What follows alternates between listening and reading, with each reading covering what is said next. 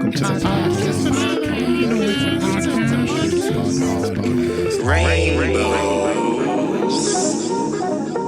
on wax. 19? Episode 19. Showcasing. G'day everybody and welcome to another episode 19 of Rainbows on Wax. Are we filming? We're filming. We're just checking. I'm Alex. I'm Steve. We're going to talk a little bit about showcasing. I guess I was at Bigsound last week. It was if anyone who doesn't know what Bigsound is, it's basically a kind of conference for music industry people and musicians alike. Has a showcase every night, and it has sort of conferences during the day. Lots of amazing speakers that you can, if you want to, spend way too much money to attend.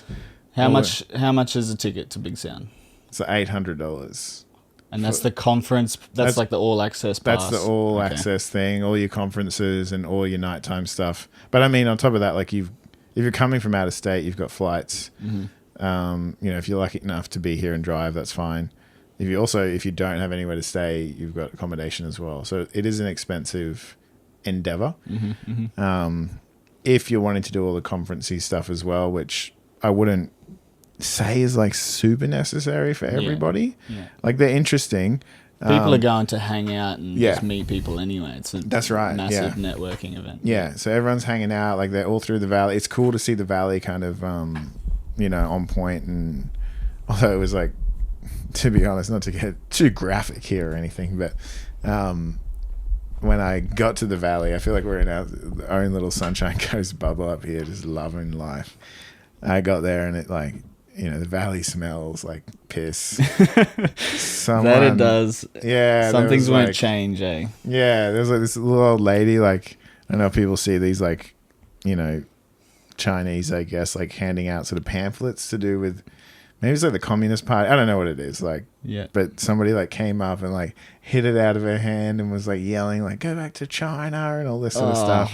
Man. And like, that was like, I was there for like 5 minutes. And then like, again, walk up like another 100 meters and there was somebody like overdosing or like having some sort of attack or whatever it was on the ground. And there was an ambulance there and things like that, like looking after them. But yeah, that was like the first like half an hour of like getting to the valley, dropping off my stuff. And I was like, oh my God, I forgot that the valley is like full on. So where were the events? Because I know the zoo's not there anymore. Right? Yeah, the zoo's not there. So I don't know how many venues there were, maybe like 17. Right. There's a lot of venues. So you've kind of got the big ones. They set up a big stage in the middle of the mall. Yeah. So that was cool. There's the Bright Side outside. Yep. And they do inside as well, but that's, I guess, another one of the big ones. Yep.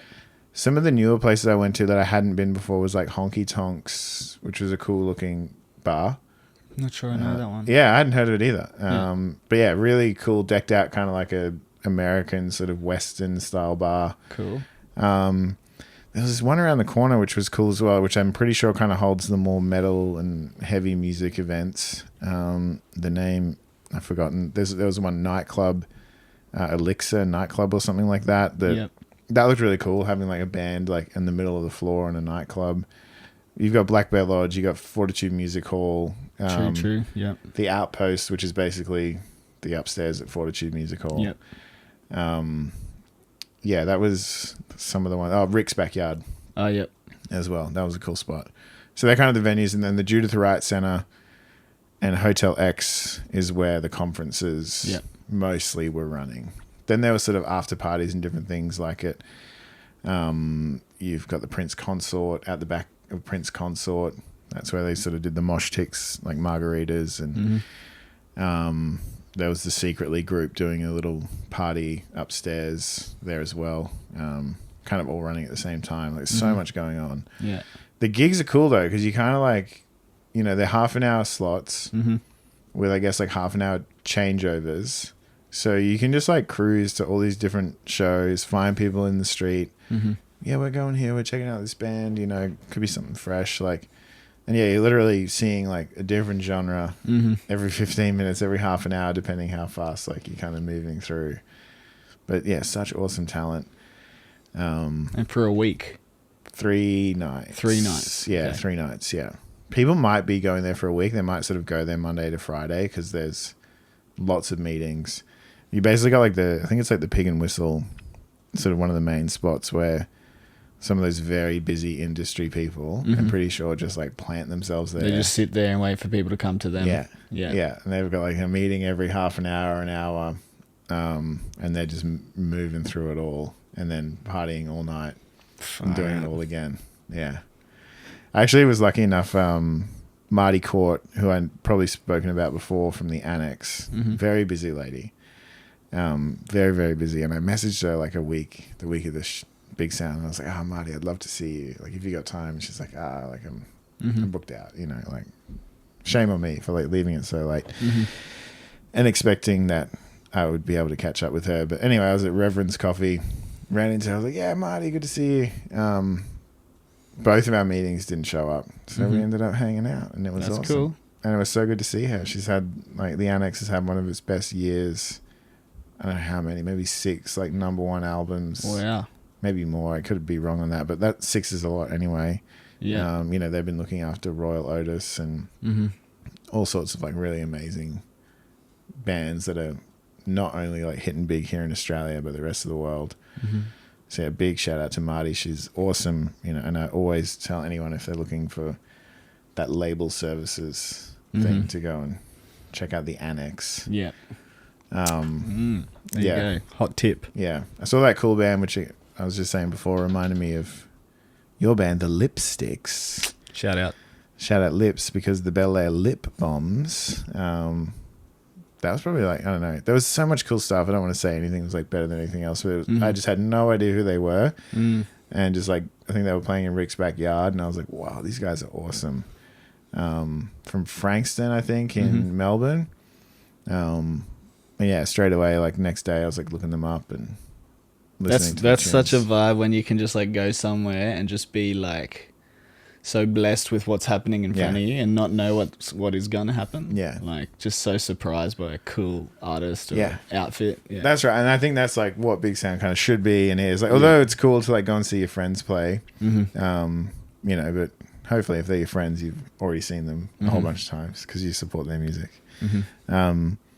But yeah, they were wicked. Yeah, such a treat to kind of, you know, find something cool and fresh. And although, you know, their music is not really like breaking boundaries or anything, it's kind of, I don't know what to call it, indie rock and roll. Yeah. A little bit of an edgy kind of punk thing about it. But they're just good at it. Yeah. Although then I was like, is this the Matrix? Because like literally a day later, Nuff and Butter came and played at the station.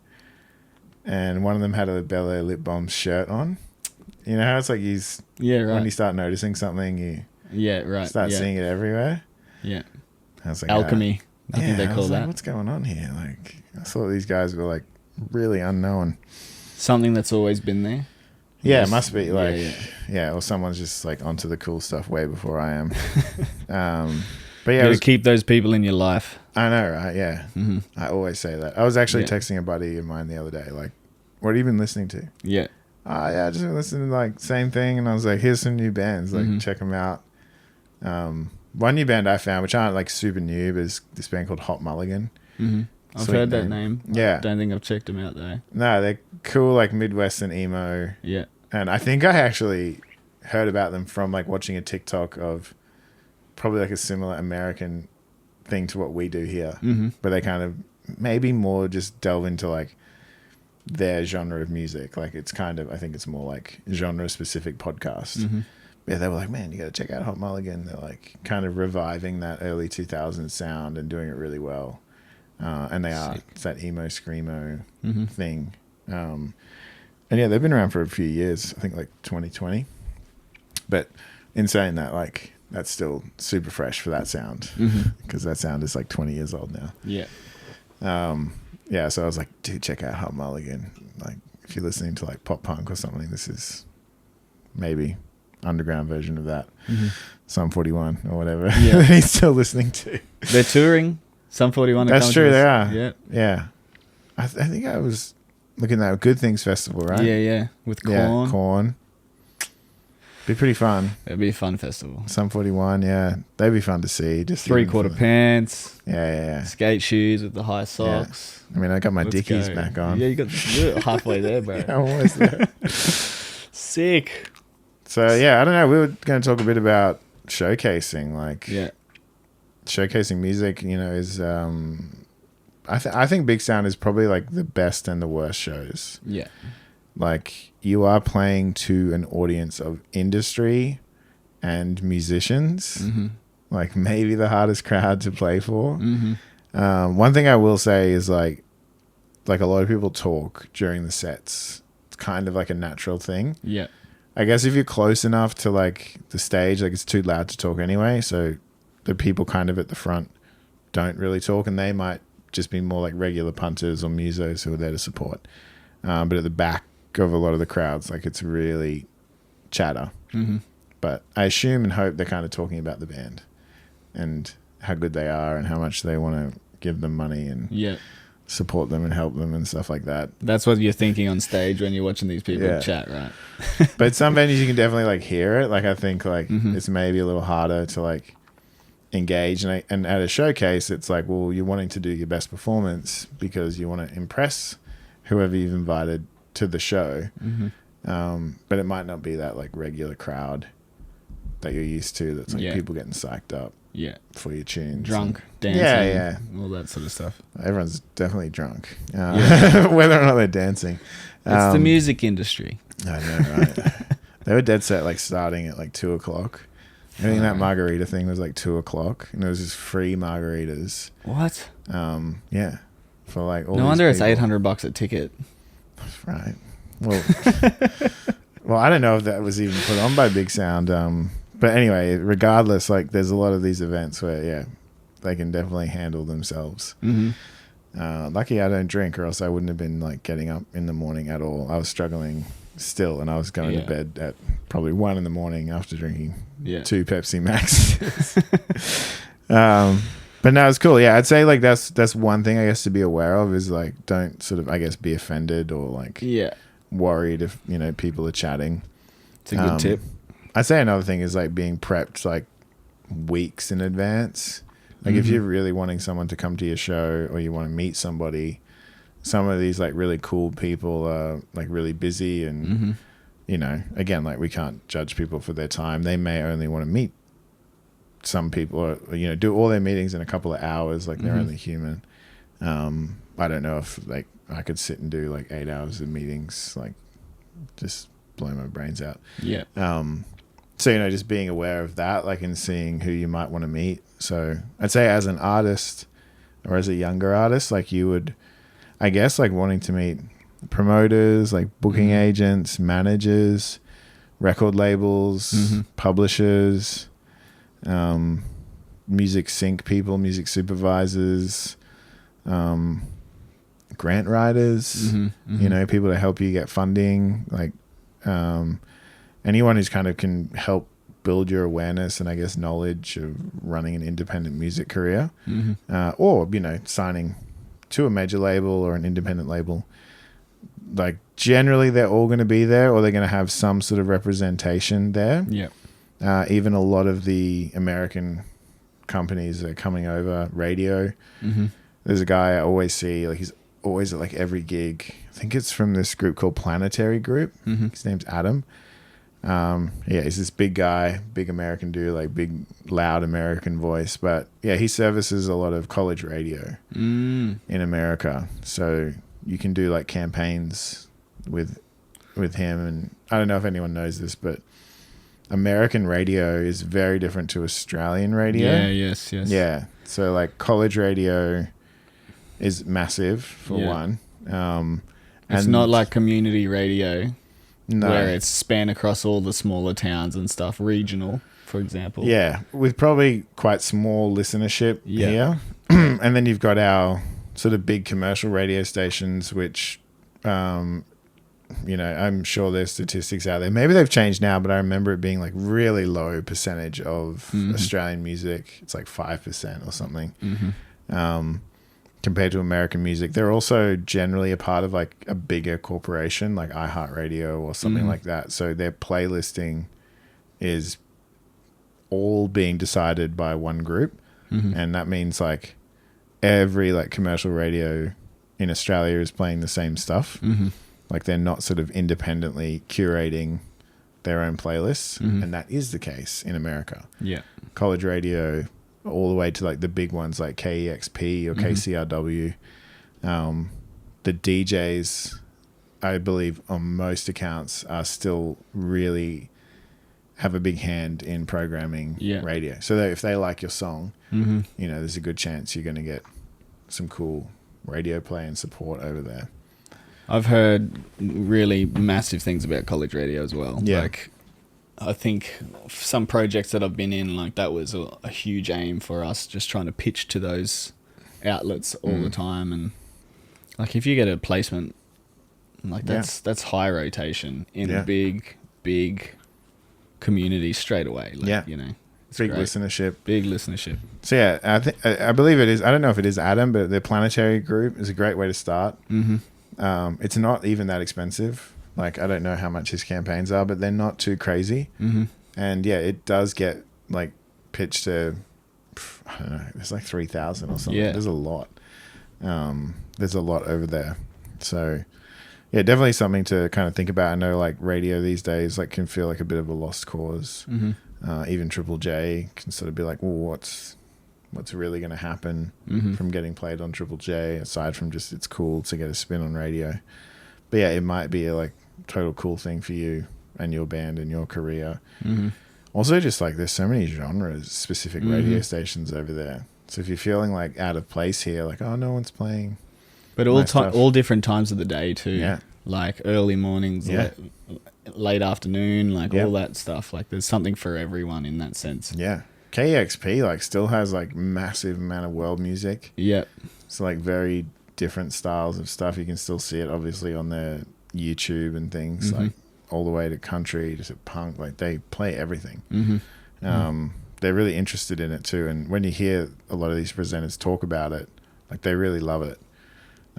Which is cool. You know, it's not just sort of like, I mean, I love Hamish and Andy. I'm a huge fan, but when you used to listen to their show, it's like, do they even know like what's being played? I just don't think. Yeah, they just mute their mics and someone else just turns up the music. Yeah, because they never even like back announce it or anything. Like, I'm pretty sure it's because they were being like streamed all over the country at different times. And probably pre-recording their episodes and things, and so I know that like Hamish and Andy do love music, like as actual people, but it's just a part of the program. You know, it's like not whatever in their profit mindset or whatever it is.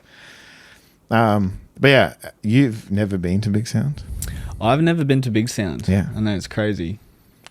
Next year, though. Next year, I'm going because every time it comes around, I'm like, oh, fuck, I've got bookings or I'm here that week or I've got shows there. And I'm like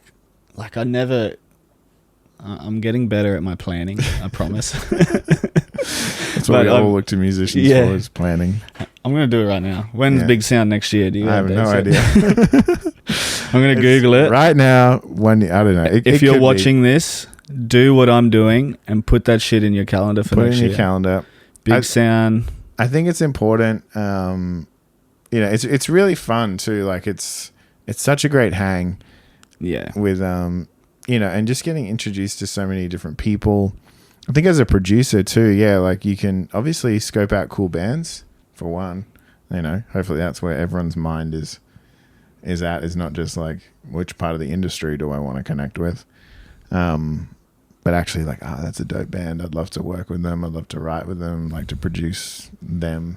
And I know like a few of our network went down and like OJ came back and he had like full panda eyes. You could tell he was so exhausted, poor dude, but massive week for him too. Yeah. Like, did he do a speech at Bigsound too? I didn't see it, but what was he talking about? Talking about Yamanui, independent, like being an independent artist and all that sort of stuff. Talking about Yama Records, just where he's at the moment, which is crazy. Like he's killing it. Yeah. Awesome to see such a already a big part of the Sunshine Coast music scene, but steadily becoming an even bigger part the Sunshine Coast music scene, and I think we'll only see more and more benefits of independent studios, independent labels on the Sunshine Coast, and even just sort of mentoring as well, like the mentoring aspect of all of that for people up here who don't have Sydney and Melbourne at their fingertips, or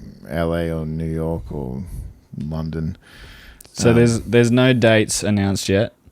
Okay. I'll have to set an alarm Just instead. put a reminder.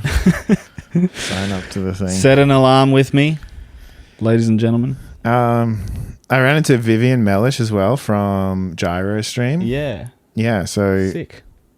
I've spoken about Gyrostream. You know, anyone who's sort of got their music on Ditto or other things, I always encourage them to go over to Gyrostream because they're real people who really live in Brisbane and really want to help. And they're doing like amazing. Like, not only is she now the president of Q Music, Right, that's good to know. which is cool. Yeah. But yeah, she's got something like, there's like 55 people or something working for Gyrostream. It's massive, It's just been expanding so much. And yeah, of course, like I remember when I first started like kind of taking music seriously and writing a lot, I was working in a cafe in the morning, and Vivian would like come in, and I remember her giving me like her card for Gyrostream. I guess it was like right at the beginning of the company when there was probably 2 or 4 of them or whatever. Crazy. And yeah, all these years later, you know, she's killing it, and how good that we have maybe one of the biggest, you know, kind of independent places. An hour away. Yeah.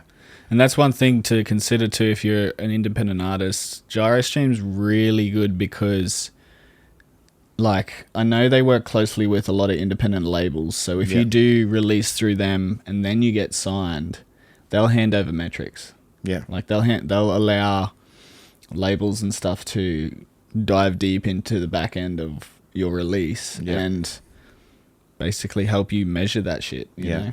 I know that's happening with Yamanui now because, like, I've released stuff with CD Baby.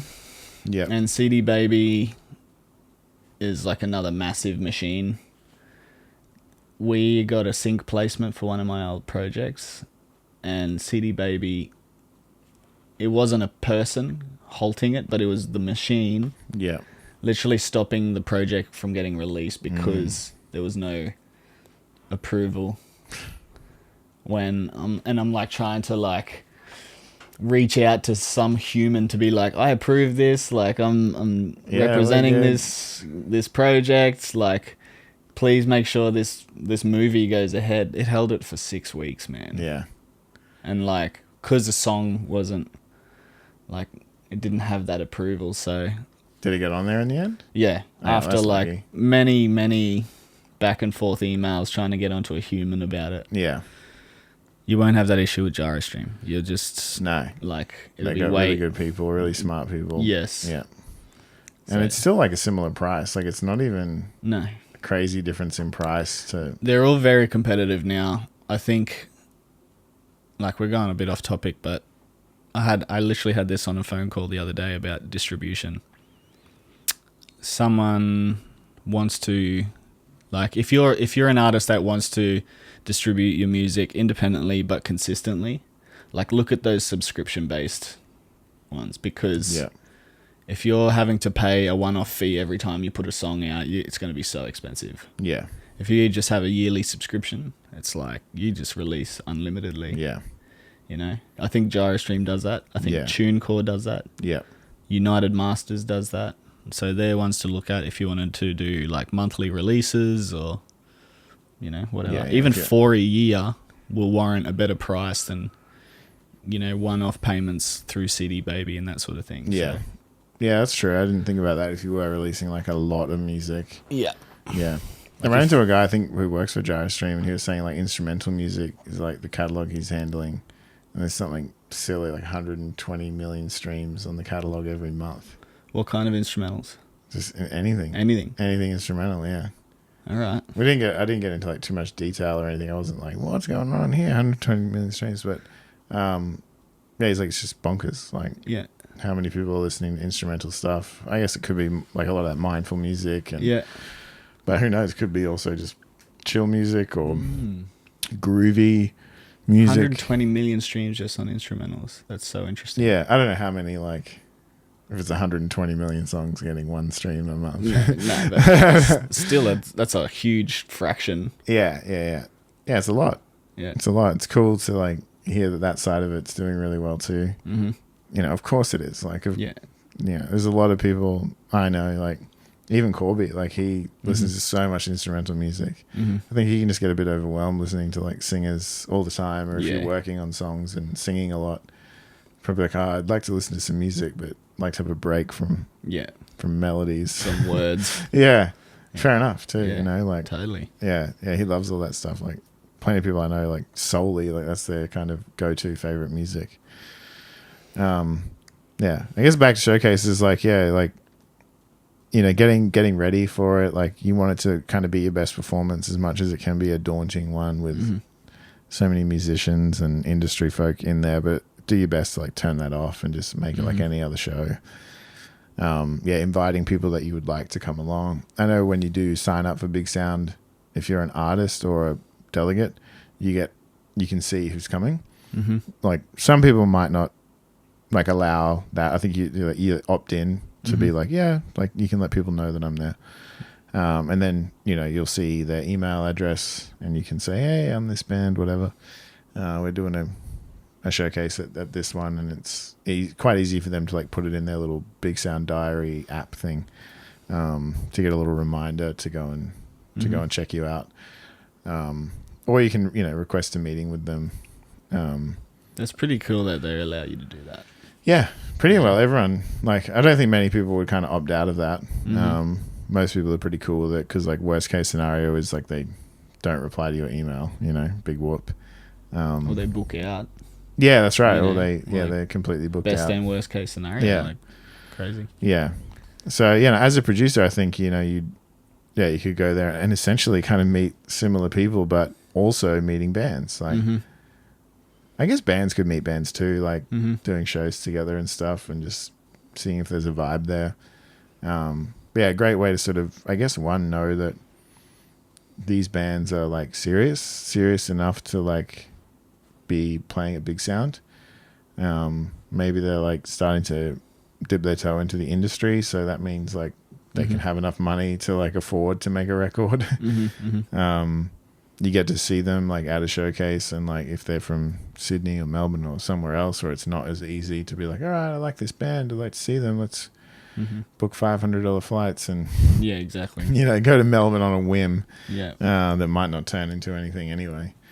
And then like publishers, like, because being a producer, it's like you can be connected to everyone, like, what do they call it, like Switzerland.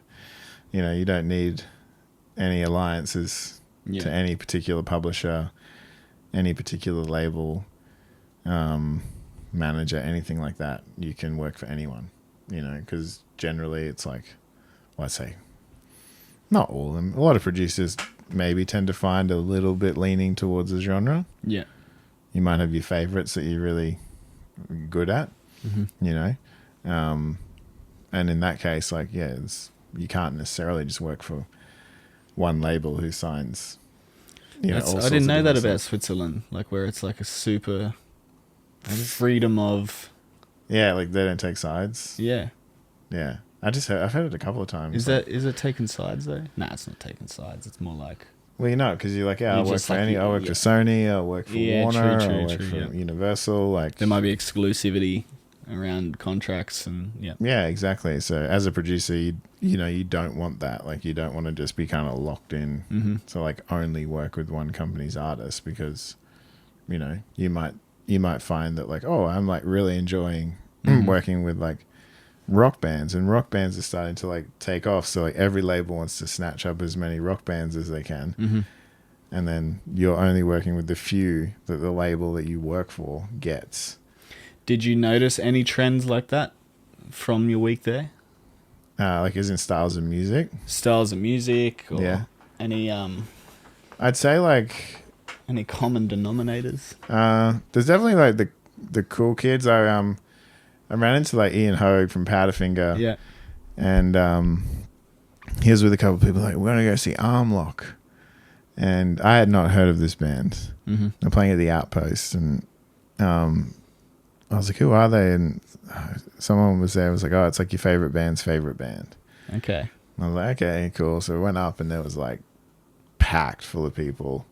And I turned around and walked out because I was like, I can't handle this many people. So I heard like half a song. So I can't really make a huge comment about them, but it was definitely like guitar music was like a big thing. Country music was a big thing. Country is like a worldwide phenomenon right now. It's crazy. There's a lot of country bands, a lot of like this sort of guitar heavy music. You still had like your classic kind of pop indie stuff. Yeah. Pop music. Any hip hop? There was. I didn't see any. Mm-hmm. I tended to go to like mostly the country stuff and the local stuff too. Mm-hmm. Like This New Light played. I know Austin is not local, but he feels like he's local. He's up here a lot. Austin Mackay. Mm-hmm. He was really good. Bella McKenzie, she was cool. She got a great voice. I think she's from like Mackay or something, just a bit further north.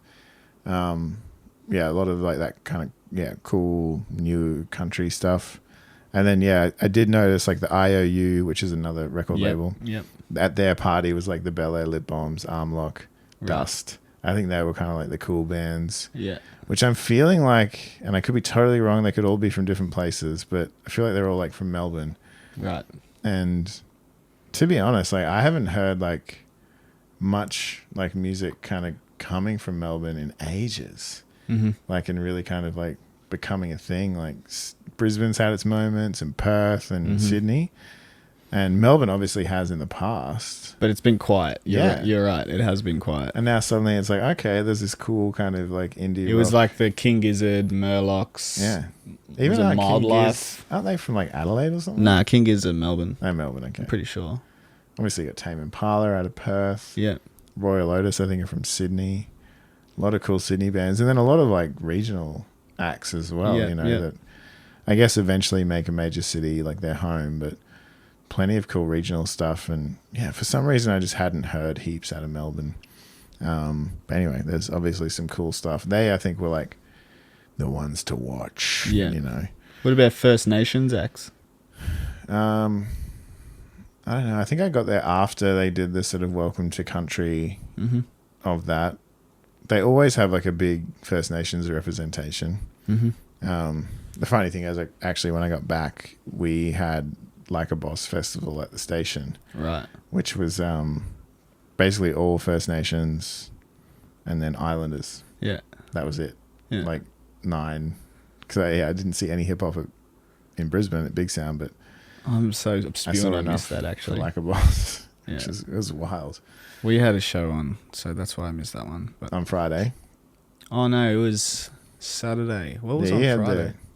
Oh no, sorry, you're right. It was Saturday. Saturday, yeah. Friday we had the August Rocks at the That's station, right. And then Saturday we had Like a Boss, and you guys would have been doing the Bedrock. How was that? That was pretty fun. Yeah, not gonna lie. Like way out west. I can't remember the Starlight Hall is, I think, the name of the venue. Because this is two young, Sienna and Beck. Yeah, Sienna and Beck. Yeah, local legends who've come to Music Club. Yep. Which is the 1-year Music Club today. I know this episode will be out afterwards, but happy birthday, bro! Thank you. Happy birthday, Music Club! Happy birthday, Music Club! You should all be so proud of yourselves. Yeah, I think it was actually last week, but that was Bigsound, so we're calling it this week. Yeah, it's today. Whenever you're listening to it, happy birthday! It's that day. It's your birthday. But I'm so stoked for them that they got this. Was it a good turnout? Like, was it like decent enough? It was not the biggest turnout, but it was such a vibe that you didn't need it to be busy to enjoy it. Like it was kind of campfire, log cabin stage. Yeah. Like Starlight Hall is like this indoor, outdoor kind of stage setup. Big timber kind of thing. Lots of punk music. That's like cool. Lots of rock, punk, heavier music.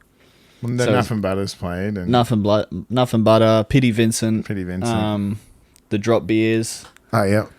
So, great name. Yeah. Oh, yeah.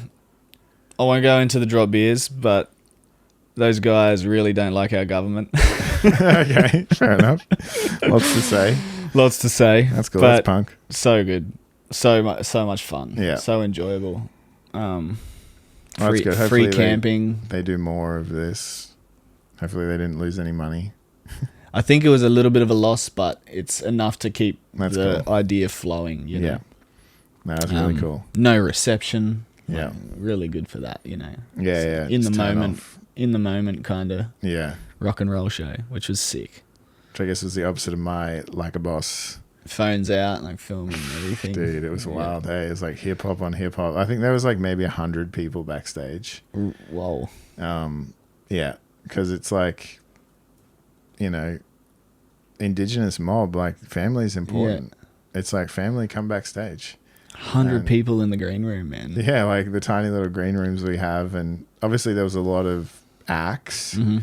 And sometimes like an individual person will show up with a crew, you know, like of 8 people, Mm-hmm. even though they might just be performing with themselves and a DJ. But it was awesome. It was such a good vibe. Like it felt like it was kind of like going off the hinge a bit, like with like when people were meant to be on stage and not. But everyone had it figured out. Yeah. You know, these audiences can cop a lot of flack. Mm-hmm. For one, like I think it was maybe like the first show that we'd had, which had like police at the front door. Mm. You know, on there. That was the first show that police... Like police will randomly rock up to shows for sure. Isn't that bullshit? It's a little bit odd, hey. It's such a... That's like stereotyping. Yeah, it's like to the max, first like man. all black lineup that we've had. What the fuck? And you know, to be fair, like if you like were in that crowd and weren't used to those types of people, like we're talking like proper like eshays, like Have they been to a Drop Beers show? probably not. But you know, like they were, you know, made their sort of presence heard. And to be fair, we had to be careful. Like we had plenty of extra security, because it was like it started as an all ages but turned into a 16+ event. Mm-hmm. So you know, you got minors there, and it's licensed as well. So you know, we're always wanting to be careful with those sorts of things. You take those precautions anyway as a venue. But the music can be very violent. But I'll say like everyone was so well behaved. Yeah. Everyone was super respectful. The only issue we had was like hooligan hefts. At the end was like we have a 10 o'clock curfew. It is like we will turn it off. Yeah. And I know like people think, oh yeah, it's like 10:05 if we want to go to that. It's like no, it's actually at 10 o'clock. Our sound guys will turn you off. Yeah. And 10 o'clock was like creeping, and he's still playing. And yeah, we had to turn him off. Oh, controversial. Yeah, and he's kind of like his microphone's like not working. He's like, what the hell, you know? And then like there's people on stage, I think, because at the end of his set, like all the other artists just kind of hopped up behind him. So there's like 40, 50 people up on stage. But then like pretty quickly we were like one of the owners of the festival, like go out and like just tell them what the case is, you know? Yeah. And I was like, everyone has been so good and so well behaved. There's been no issues. And like so many venues will cancel hip hop events. Yeah. Just go out and say like this is the first one and we don't want it to be the last. So, and everyone was cool. Long live hip hop. Yeah, it's so good. Like honestly, it's like I don't know how many people came, maybe like 500 or something. So it wasn't like a sellout or anything, but again, it's the first one on the Sunshine Coast, which isn't known for its like hip hop community. Yeah, especially this kind of hip hop. Yeah. Like it's not jazzy hip hop. It is like full it's heavy. On. Yeah, big like vibrating 808s. and shit. Yeah. Big dudes up there on stage. Fuck, I wish I went, man. Yeah. It was cool. Because then we had Ministry of Sound like the day after. Right. What a weekend, dude. Couldn't have been the more opposite crowd. Crazy. So, like, these are all people that would have grown up, you know, and been like teenagers in the 90s. Yeah. So they're probably like in their like 40s, 50s now. They're just ready to party. There was like 1,000 of them. True. Proper like 90s, 2000s. So good turnouts all weekend for the station. Yeah, there was like over 1,000, I reckon, for that one. Wow. Yep. That's good to hear. Yeah, good big weekend of stuff. Yeah. I think maybe one of the better turnouts for August Rocks. I know those shows are a lot smaller than those ones. Mm-hmm. There was probably about 100 people for that one. Nice. So that's like we're seeing the slow increase of local music. Keep building that snowball. Yeah. So that was cool. Yeah, big weekend. Dune Rat's coming up this week. Ash Grunwald. Friday June Rats? Thursday June Rats. Thursday June Rats. With Fiddler, Dude. Darts and Pingers.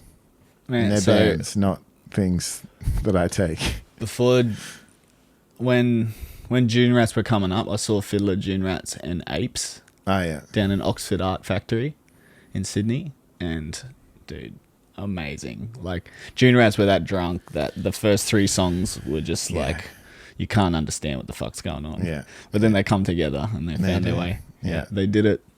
Are you going to come on Thursday? It's a solid maybe because I work up in Montville that day, but sounds good. Way back. Sounds good. Drop in. I don't know who's headlining or if they're like swapping with the Dune Rats Fiddler. Fiddler's so good, man. Yeah. Fiddler, like at that Oxford Art Factory show, Yeah. like they were just tearing the rafters down and shit. Sick. Like they were climbing over everything and just diving into the crowd. Yeah. Well, Darts and Pingers are playing too. Two separate bands. I love those names. Darts and Pingers. Yeah. I'm pretty sure that's what they're called, is Darts and Pingers. Like, they're 2 separate bands. They're not, like, collectively one band. Darts and Pingers, $20. Yeah, exactly. I think one of those bands, or maybe both, were, like, playing at Bigsound, but I didn't see them. I just thought that's hilarious, and I was, like, wondering if Dune Rats, like, simply just booked him because of the name. Yeah. Oh, we're going on tour with Darts and Pingers. So big old week, but yeah, it's been fun, and so much cool music. Mm-hmm. So much showcasing. Yes, lots of showcasing. Yeah. Well, tonight at Music Club, there will be like a little PA set up. So if anyone did want to, like, I'm hoping some people will come and like play a song that they've like released this year or something, because that's been a big push that I've been trying to do, and I guess we talk a lot about on the podcast as well. It's just like encouraging people to like release music and lose the fear about it, and hopefully all like the information that we talk about maybe helps that a little bit. I don't know, just like you're not alone in the great wilderness. Totally. Trying to release music. So anyway, there's been so much cool music out this year from so many people, but also the Music Club people.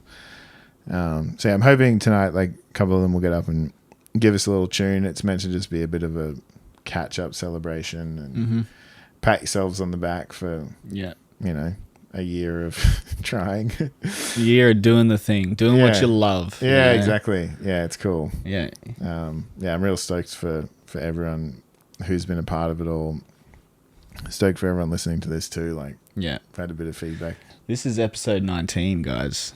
Thank you. 2 away from the 20, the crazy 20. We're almost in the 1% club. Yeah. That's right. We're going to do it for you guys. We're going to do it for you guys. And we'll wear party hats on the 21th episode. Yep. And our 21st, we'll have party hats. Maybe we can have a cake or something weird. Oh, yeah, we could do a little cake, yeah. Blow a candle out and stuff. That's a good idea. Maybe have a guest, if we can find a guest to come and interview for episode Maybe 21. we need a birthday guest. Yeah. I think it'd be good. Yeah. That'll probably be the next phase, I believe, of like Rainbows on Wax, and I feel like a lot of like what we've said and spoken about is, there's always a lot to talk about in music, and there's always reminders, there's always new things to chat about, but it's so good to get other people's opinions on all this stuff too. Because we are not the end all be all. No. We're trying to learn as well. Yeah. We're trying to like stay ahead of the game. This is an industry that constantly shifts and evolves. Yep. Like, yeah, we gotta learn from each other. We gotta talk to people. That's right. We gotta trial and error the fuck out of this shit. Yeah, 100%. There is another music podcast up here. Yeah, there's a couple actually. Oh, really? Can you interview them? Podcast on podcast. It could be like the Matrix, bro. Podception. Podception. Yeah. I've forgotten his podcast name. I thought it was like the Music Network or something like that. Podception, dude. Podception, episode 21. And you heard it here first. How you make podcasts. I'm just going on Spotify. And I was listening while you're looking that up, like Theo Von's podcast, obviously one of the biggest ones in the world. It is hilarious, just like how crazy the conversation is and how just like off the rails it goes. It's very hilarious, man. Yeah, I really enjoy it from time to time. My favorite podcast that I listen to is this one called Tell 'em Steve Dave, which is, a quote from the Jay and Silent Bob movies. Tell him Steve Dave. Tell 'em Steve Dave, yeah. That's how they finish every episode. And it's also what he says in, I believe it's Mallrats. It could be in Clerks too, but I know it's definitely in Mallrats. And he's like, tell him Steve Dave.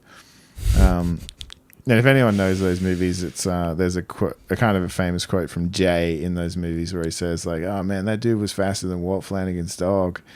And Walt Flanagan is actually the dude from Tell 'em Steve Dave, along with Brian Quinn and Brian Johnson, three of them. Brian Quinn is from the Impractical Jokers, which we also now have here in Australia with our crew, but he's from the American one. They often just kind of talk about their lives, though. Like, it's just sort of general banter. They like talking about movies and pop culture, which I'm, a bit of a geek and not as geeky as them. Like, they ran like comic book shops and like fully into the lore of Although, actually, in saying that, I went on a deep dive last night. I was watching The Rings of Power. Have you seen that? No. Yeah. I've seen, the Lord of the Rings series. Yeah. Are you a Lord of the Rings guy? I'm not really a fantasy guy. Like, that's fair enough. Yeah. Like, it's controversial. My wife's the same. She doesn't mind sci-fi. I love sci-fi. Yeah. But she can't really do fantasy. Yeah, no. Harry Potter. That's right. Yeah. She's like asleep in Harry Potter. Boring. Yeah. But I'm like big into fantasy, big into Lord of the Rings.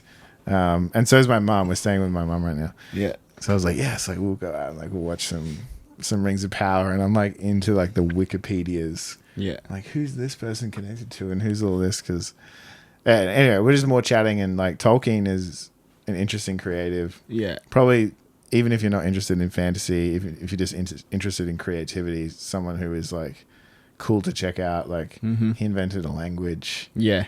Like, wild. Yeah. Just someone to be That's Rain Man shit. Right. Yeah.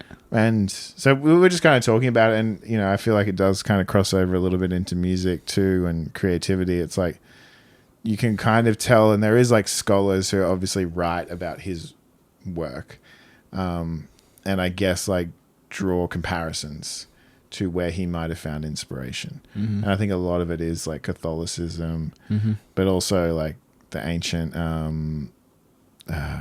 like Greek gods, which is cool.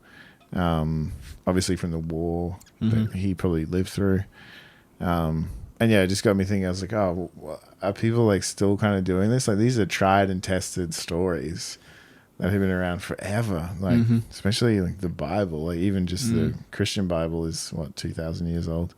Well, I guess like not that old. Yeah, probably not that old. Wouldn't have been written when Jesus was walking writing it down as it's all happening. But all those stories, all the ancient ones as well, Old Testament stuff, like regardless of what you believe, they're great stories. They're really, really great, and people obviously resonate with them because there's so many people who believe in it. So why not get some inspiration from that? 100%. Classic love stories, creation stories, like really, really amazing stuff. I know Led Zeppelin were really influenced by Lord of the Rings. Yes.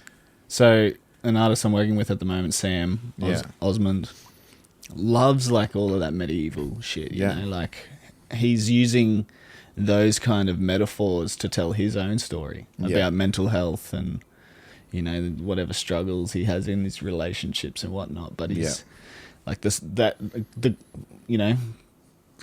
concept of the sword in the stone. Like Arthur. Arthur, like all of that. Like, or needing your weapon to fight the king. Like, your higher self. Yeah. It's fucking sick metaphors, man. It's cool. It's so cool. And like, there's a reason I think those stories just resonate with so many people. And like, why not go out there and like create your own version of that? Draw the similarity. I know we've gone totally off topic from our showcase stuff, but we're here to talk about everything. Yeah. And I think, a lot of us musicians like really need that extra inspiration for like where to find a song. Maybe it could be a way like we finish every episode is like, here's a little spark. This showcasing thing, it could be from the stage, or how you showcase your story, Yeah. or how you That's showcase how you present yourself. Yeah. Oh, yeah. Like it's an all encompassing topic. So we're not off topic. No, we're always on topic. We're on topic. Oasis, I think now that they're playing again, there's so much like stuff on TikTok, Instagram. The memes Oasis. are crazy, It's dude. wild. But there's one of him talking where he's like, I don't give a fuck, like, if you're a great band, if you look like a piece of shit on stage, like, fuck off. Yeah. And I was like, wow, like, it's kind of true. Like, you know, musicians, like, I know, like, you can be that normcore thing. Yeah. Like, normcore is such a thing now. Yeah. But having a style is, like, it's super important. Yeah. And you do kind of see it. And I wonder if, like, if it is just, like, some artists I've seen that kind of, like, have this, like, progression towards success. Mm-hmm. And is it, like, are they just like having more money because they're successful so they can buy like the clothes that they actually want? Or is there somebody that along the way is kind of gone like, you need to dress differently? I think it's both worlds. Probably. I think it's both worlds. Like I've run into people where I'm like, dude, you need to just look better. Yeah. You know, like music's great, everything's good, but you just look like you don't care. So I'm not going to name who it is, but there's an artist being signed to Yama Records that's in that same realm. Super talented songwriter, like amazing musician, very cool band around him. But it's just the rest of the package needs to come along with it. Yeah. You know?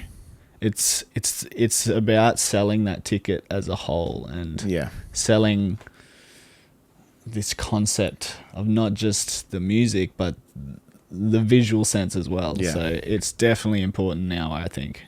I think so. I noticed it with Sierra Farrell. Like, I wasn't really following her from the beginning, but I saw her stuff on that Country is Fuck or something. That's like does those cool videos. And at the beginning, she was quite like playing, like she has like some kind of face tattoos. Like it's nothing crazy, but like, you know, and piercings and stuff like that. But fairly plain. And now you see her and she has like embezzled, like, you know, those stick-on jewels like all over her eyes, all under her eyes, kind of these amazing dresses, like over the top, full-on amazing style. And you like totally see this progression to like, because she's so popular now.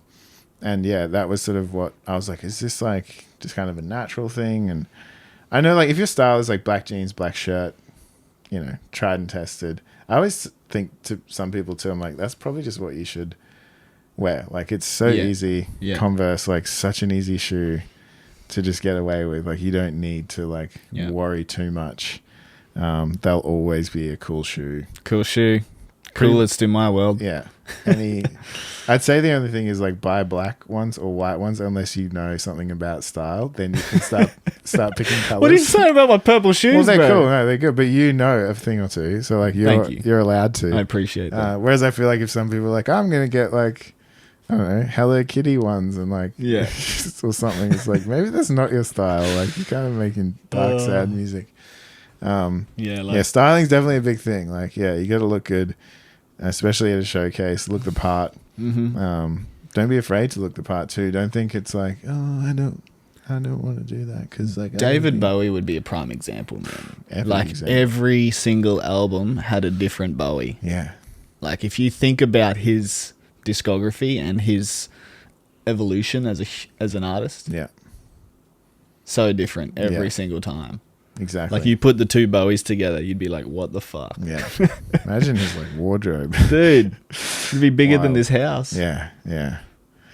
Crazy. Sick. Well, yeah, if you need any more questions on showcasing, reach out. Like, you know, it's a fun sort of necessary part of music, I think. And it's another form of creativity as well. Like, you know, there's no one shoe fits all. No. Pun intended. Mm-hmm. And be inspired. Tune in next week for the pre-birthday episode of Rainbows on Wax, episode 20. We're pumped to get to 21. We will research in between now and that if 21 is still the 1% or if we have to do a few more if we've left it too long. Nah, let's just aim for 21. Okay, and I like 21. You know, 21st birthday. When we're finally becoming men, I guess. That's right. Yeah.